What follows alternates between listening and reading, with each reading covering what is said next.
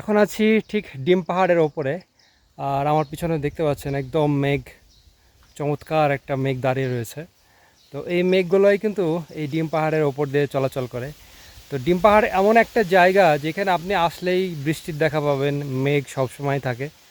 আর এত সুন্দর সুন্দর রাস্তা যে মনে হবে যে আপনারা এখানেই সারাদিন থেকে যায়। তো আমি জাস্ট সামনের দিকে যাচ্ছি, এই সামনে দেখেন কত সুন্দর রাস্তা।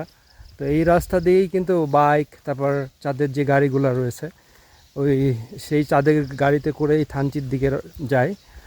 আর থানচি থেকে তখন বিভিন্ন সাইডে নাফাকুম, আমিয়াখুম বা অন্য যে সাইডগুলো রয়েছে ওগুলোতেই কিন্তু সবাই চলে যায়। তো এইটাও অনেক একটা সুন্দর রাস্তা। বাংলাদেশ অ্যাকচুয়ালি এতটাই সুন্দর, এখনও যারা বা বান্দরবানের অনেক কিছুই দেখেন নাই তারা হয়তো বুঝতে পারবে না আর কি। তো বান্দরবান এমন একটা জায়গা যেখানে মোটামুটি সব ধরনের সৌন্দর্যই রয়েছে। সবচাইতে বেশি সুন্দর হচ্ছে পাহাড়, মেঘ, এই তো। তো এখানে আসার পর টোটালি মাইন্ড ফ্রেশ হয়ে গেছে, কারণ এই জায়গাটা এতটাই ঠান্ডা যে আপনি যখন এই ডিম পাহাড়ের ওপর অবস্থান করবেন তখন মনে হবে যে কেউ মনে হয় এসি ছেড়ে দিয়ে রাখছে। তো এসি ছেড়ে দিয়ে রাখছে, আল্লাহ ছেড়ে দিয়ে রাখছে আর কি।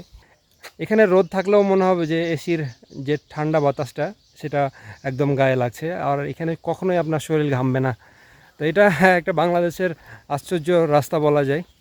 আপনারা যদি ইতিমধ্যে এসে থাকেন বা যারা যারা এসেছেন তারা জানেন এই রাস্তা সম্পর্কে।